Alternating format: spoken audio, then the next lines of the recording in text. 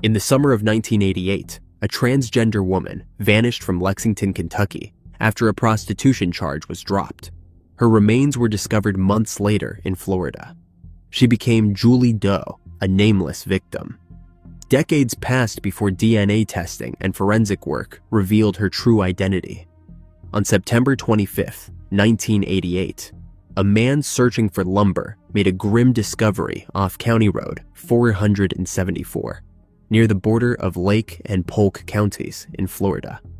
While walking through the area, he came across human remains lying just off the roadway. Startled by the sight, he quickly contacted law enforcement to report what he had found. The authorities responded promptly, arriving at the scene to begin a formal investigation into the circumstances surrounding the body's presence. Upon arrival, the investigators examined the scene closely. The victim was found wearing a bluish-green tank top and an acid-washed denim skirt. The police observed that the victim's pantyhose had been partially removed, raising the possibility that an indecent assault may have occurred. The absence of shoes, jewelry, or any form of personal identification added to the growing suspicion that foul play was involved. The immediate surroundings yielded no clues to the victim's identity. There were no belongings or items nearby that might have offered insight into who she was or how she ended up there. The investigators noted that the condition of the remains and the secluded location suggested the body may have been deliberately placed at the site. Due to the advanced decomposition, authorities were unable to determine an exact time of demise, though it was estimated to have occurred anywhere from 2 weeks to 8 months prior to discovery. The condition of the remains made visual identification impossible. Without external injuries or clear trauma, it was difficult for officials to piece together the sequence of events leading to her demise. The following morning, an autopsy was conducted at the C.A. Pound Human Identification Laboratory in Gainesville, Florida.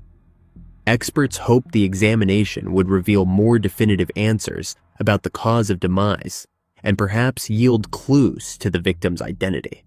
However, the autopsy failed to provide a clear cause of demise, leaving the medical examiner without a conclusive explanation for how or why the woman had lost her life. Further examination of the victim's remains revealed that she had undergone multiple cosmetic surgeries. She had 250 cc silicone breast implants, a size considered proportionate to her frame.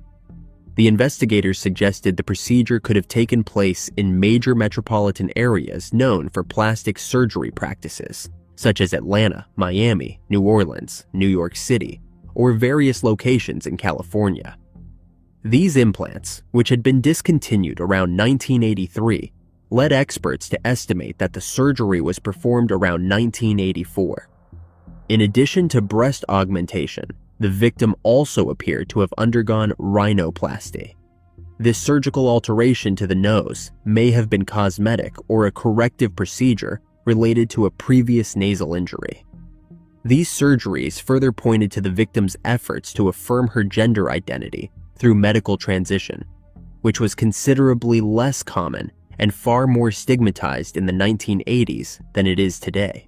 Initially, medical professionals examining the remains believed the victim was a cisgender woman. This belief stemmed from certain physical characteristics, including pitting on the pelvic bones, which is often associated with hormonal changes typically seen in individuals who have experienced pregnancy. However, this assumption was later disproven after advanced DNA testing. In 2015, almost 3 decades later, DNA analysis revealed that the victim possessed XY chromosomes, confirming that she had been assigned male at birth. The presence of hormone replacement therapy in her system had caused subtle skeletal changes, which initially led to the incorrect conclusion regarding pregnancy. With no identification found at the scene, a forensic sketch was created to approximate what she may have looked like in life. In July 2018, additional forensic work was conducted by the University of South Florida in Tampa. Isotopic testing was performed on samples taken from the victim's skull, with the goal of narrowing down regions where she may have lived. Results from these tests pointed towards southern Florida as her likely place of origin, adding weight to the theory that she had spent much of her life in the state despite having ancestral roots in Kentucky. Law enforcement officials working the case began to publicly acknowledge the difficulties she likely faced as a transgender woman during the 1980s. Other investigators speculated that rejection or estrangement from family could have left her socially isolated, which may explain why no missing persons reports matched her description for decades. After it was determined that the victim was a transgender woman, the sheriff's department commissioned a new forensic sketch. This updated rendering was developed from the structure of her skull and was intended to more accurately reflect her gender presentation. Then, after another 6 years, in September 2024, a breakthrough came when the DNA Doe Project revealed that the victim had ancestral connections to central Kentucky. Specifically, her lineage was traced to Madison, Fayette, Garrett, and Mercer counties. This information significantly narrowed the geographic scope for the investigators seeking to identify her and offered a stronger lead on her origins. Despite her genetic links to central Kentucky, records and data suggested that the victim had lived most of her life in Florida. This geographical separation hinted at the possibility that she had not been raised by her biological family. Shortly after the discovery of the unidentified remains, the authorities collected fingerprints in an attempt to establish the victim's identity. After years of determined work by forensic genealogists, significant progress was made. Using advanced genetic techniques, researchers identified potential relatives of the victim, who had long been referred to as Julie Doe.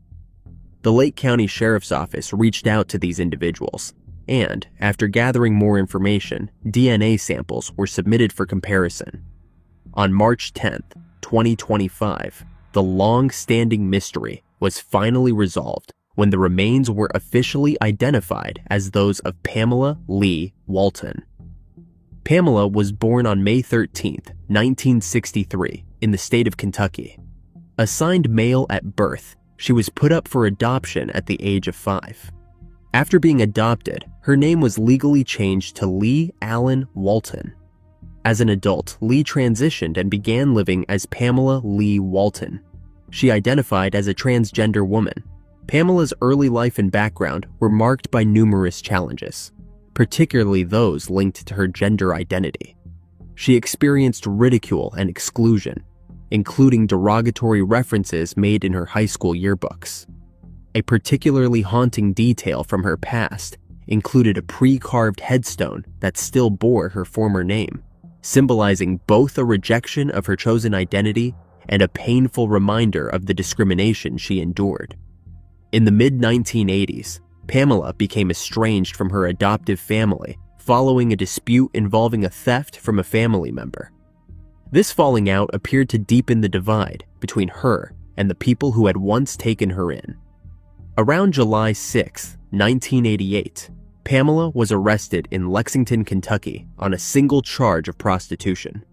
While the solicitation portion of the charge was eventually dropped, the arrest stands as one of the last verified moments in her known timeline. Following her arrest, Pamela vanished without a trace. No one heard from her again, and despite time passing, her whereabouts remained unknown. Despite confirming her identity, many questions remain unanswered. It is still unknown how Pamela came to be in the area of Florida where her body was discovered. Furthermore, her exact cause and manner of demise remain undetermined.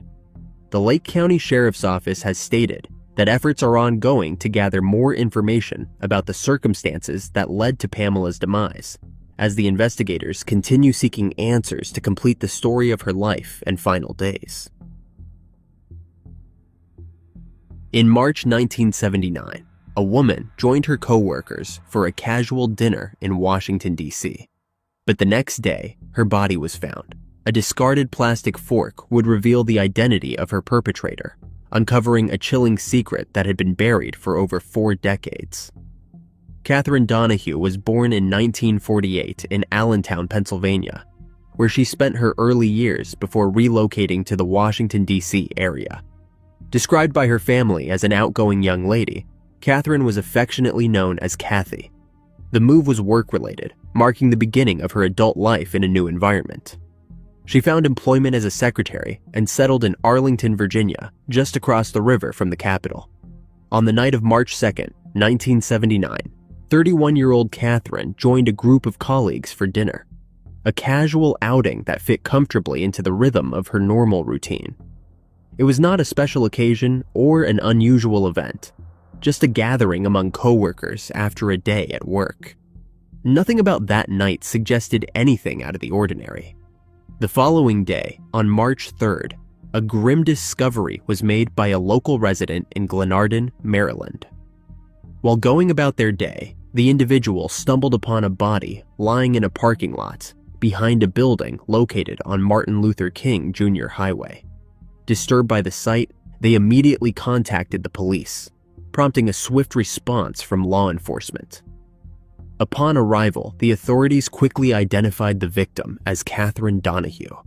The location where Kathryn was found was roughly 15 miles from her residence in Arlington. Her body bore the marks of extreme violence. She had been brutally, indecently assaulted and strangled. It was clear to the investigators that her demise had not been accidental. The parking lot setting, isolated and away from regular foot traffic, added a chilling layer of premeditation to the crime. The police wasted no time launching a full investigation into the case. They retraced Kathryn's last known movements, attempting to piece together the hours following her dinner with coworkers. One key detail soon emerged. A cab driver had reportedly been hired to take her home that night. However, efforts to locate this individual yielded nothing. The cab driver had vanished, and with him, a potential lead in the case. The investigators combed through available evidence and conducted interviews, hoping to find any clue that might point to the person responsible. But despite their determination, no substantial progress was made. The violent and senseless crime against Kathryn slipped into the category of unsolved crimes, her file joining a growing list of cold cases from the era. In late 2024, after 45 years, the decades-old mystery saw a significant breakthrough. After years of stalled progress, investigators received a DNA hit that reignited the case. The turning point came with the application of forensic genetic genealogy. This cutting-edge technique allowed the authorities to analyze preserved DNA evidence from the original crime scene with a level of precision that had not been possible in 1979. The FBI, working in conjunction with the Prince George's County Police Department, used this advanced approach to identify a potential familial connection to their long-sought suspect. By narrowing down the genetic data and following the links through publicly available genealogical records, the investigators were eventually led to a relative of the man they believed was responsible. It was this discovery that brought them to the door of Roger Zodis Brown, an 82-year-old man living in Pinehurst, North Carolina. To confirm their suspicion, the authorities launched a covert operation to collect a DNA sample from Brown without his knowledge. They recovered a plastic fork from his household trash, an ordinary object that would soon prove to be a critical piece of evidence. The fork was sent for testing and analyzed against the preserved DNA sample found on Kathryn's clothing decades earlier. The results were conclusive. DNA from the plastic fork matched the sample taken from Kathryn's slip at the crime scene, leaving no doubt that Brown's genetic profile was a direct match. With the DNA evidence in hand, investigators were finally able to connect the dots. In March 2025, Brown was arrested at his residence in Pinehurst, North Carolina. He was taken into custody and formally charged in the first degree. As investigators dug into Brown's background, they uncovered a criminal history that added further weight to the charges. In 1967, he had been arrested for armed robbery in Nassau County, New York, and subsequently served an 11-year prison sentence. He was released in June 1978, just 9 months before Kathryn was found deceased. The timeline placed him back in society with the opportunity to commit the crime shortly after his release. Despite thorough investigation, the authorities found no apparent connection between Brown and Kathryn. There was no evidence to suggest the two had ever met, nor any known reason for their paths to have crossed. This absence of a personal link pointed to the disturbing likelihood that the crime had been a random act of violence. When the officers arrived to arrest him, Brown reportedly showed no emotion. The police described him as solemn and cold, stating that he displayed no reaction upon learning of the charges against him. Following his arrest, Brown was placed in custody in North Carolina, where he remains while awaiting extradition to Maryland. Legal proceedings are already underway to transfer him to Prince George's County, where he will face formal prosecution. If convicted, Roger Brown faces the possibility of spending the rest of his life in prison without the chance of parole. Chief of Police Malik Aziz said, "Today, we took a major step towards bringing justice to Kathy and closure for her family. This case serves as a reminder that we will never give up seeking the truth, no matter how much time has passed. Many of Kathryn's loved ones have passed away, but the arrest brought closure to her brother and sister." Kathryn's family issued a statement thanking investigators for their commitment to getting justice. They said, "The entire Donohue family would like to express our deepest gratitude to everyone involved in this investigation, especially the men and women in the Prince George's County Police Department, for their tireless efforts and unwavering dedication to seeking justice. We will always be grateful for their determination, their compassion, and their relentless pursuit of the truth, which has finally given us a sense of closure that we never thought possible after all this time." In December 1996, in the quiet community of Evans Crossroads, North Carolina, a 45-year-old woman was found brutally stabbed to her end in her own home. For nearly 3 decades, her loved ones were left without justice, haunted by the brutal nature of her demise and the silence that followed. Margaret Lois Bell was born in 1951, and by the time she reached her mid-40s, she had become a familiar and cherished member of her community in Evans Crossroads near Rowland, North Carolina. At 45 years old, Margaret lived alone, her children grown and living their own lives. On December 4th, 1996, Margaret's body was discovered in her home on Tom M. Road. The discovery came when one of her neighbors, a resident of the area, entered her home and found her lifeless body. Shocked and horrified by the grim sight, the neighbor immediately alerted the authorities. Upon arriving at the scene, the investigators found that Margaret had suffered multiple stab wounds, which indicated a brutal and violent end to her life. The circumstances surrounding her demise were alarming, and the authorities quickly classified that her life was ended.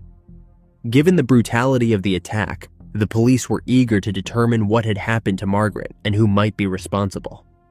In the days following the discovery, the investigation unfolded with urgency. Detectives scoured Margaret's home for any signs of a struggle or potential evidence that could point to a suspect. However, the lack of definitive evidence or eyewitnesses left law enforcement at a standstill, and eventually the case went cold.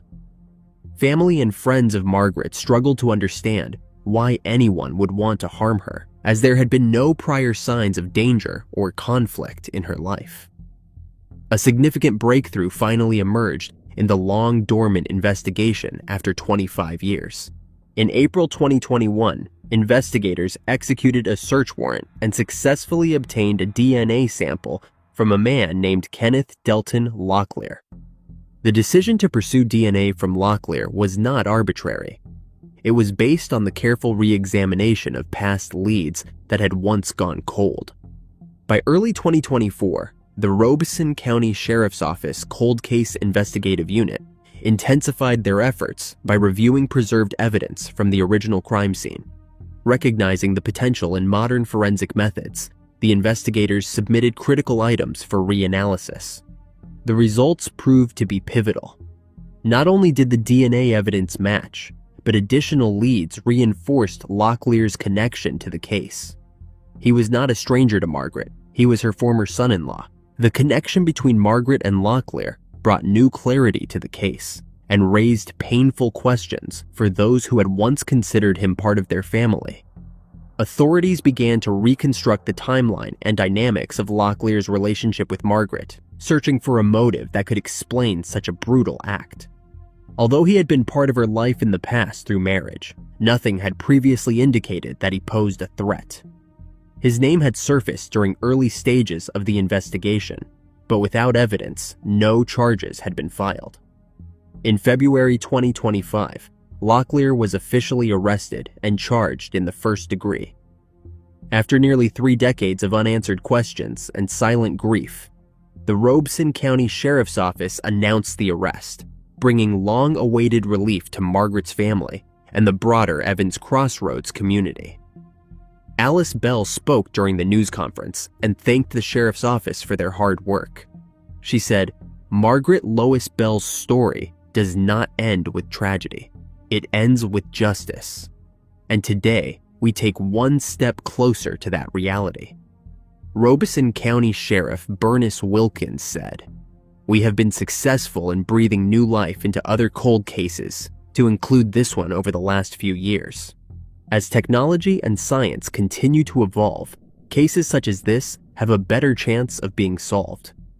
This arrest should serve as a message to those that have evaded accountability for heinous crimes, that we are not giving up in seeking justice and closure for grieving families." He said that Margaret's mother recently passed away, and he hoped they would have made the announcement of the case being solved before her passing. He said, "What I really wish that we could have done. It is my understanding her mother and some other siblings has passed away in the past 2 weeks. I wish she had been alive today to see this herself." A bond hearing was held for Locklear at the Robeson County Courthouse.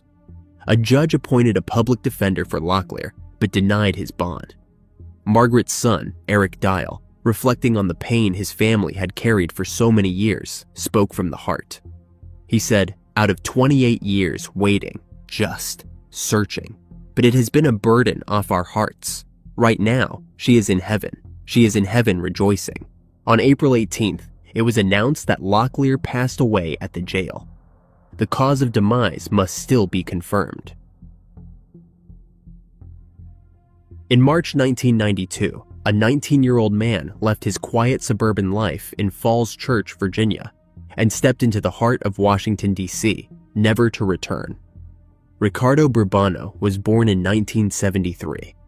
At 19 years old, he lived in Falls Church, Virginia, located just outside of Washington, D.C., in Fairfax County. At the end of March 1992, Ricardo was dropped off by a friend at an apartment located on Q Street Northwest. Neither Ricardo nor his friend could have foreseen what would unfold next. On March 31st, 1992, officers with the Prince George's County Police Department responded to a grim discovery in the rear of a property in Hyattsville, Maryland. There, they found an unconscious adult male lying unresponsive. Upon assessment, the victim displayed no signs consistent with life. Emergency responders confirmed his demise at the scene before transporting the body to the office of the chief medical examiner in Baltimore, Maryland, for further examination. The medical examiner's findings were both disturbing and definitive. The cause of demise was attributed to a combination of strangulation, multiple stab and cut wounds, and blunt force trauma. These injuries painted a picture of a violent and sustained assault. The manner of demise confirmed that the victim's end had been intentional and brutal. Shortly after, the victim was identified as 19-year-old Ricardo Burbano. Further investigation revealed that the actual crime had taken place a day earlier, on March 30th. The authorities determined the crime scene to be inside a residence located in the 100 block of Q Street, Northwest, the same location where Ricardo had last been seen. Despite efforts by detectives to gather evidence and pursue leads, no suspects were identified.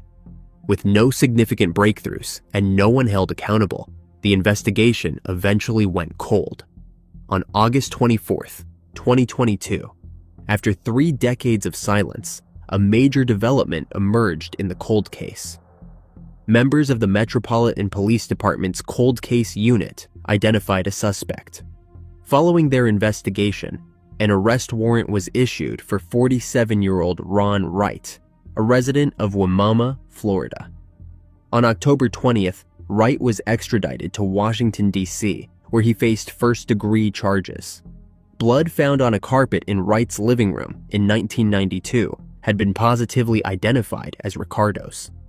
The detectives continued to dig deeper, following leads and re-examining old evidence. Their persistence led to the identification of a second suspect. This time, they focused on 54-year-old Tyrone Long, a resident of Northwest Washington, D.C.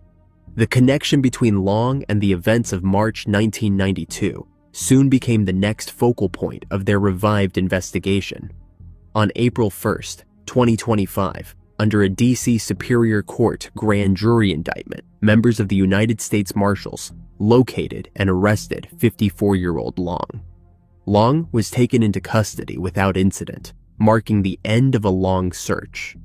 After his arrest, Long was transported to the Metropolitan Police Department's branch. There, he was formally charged in the first degree.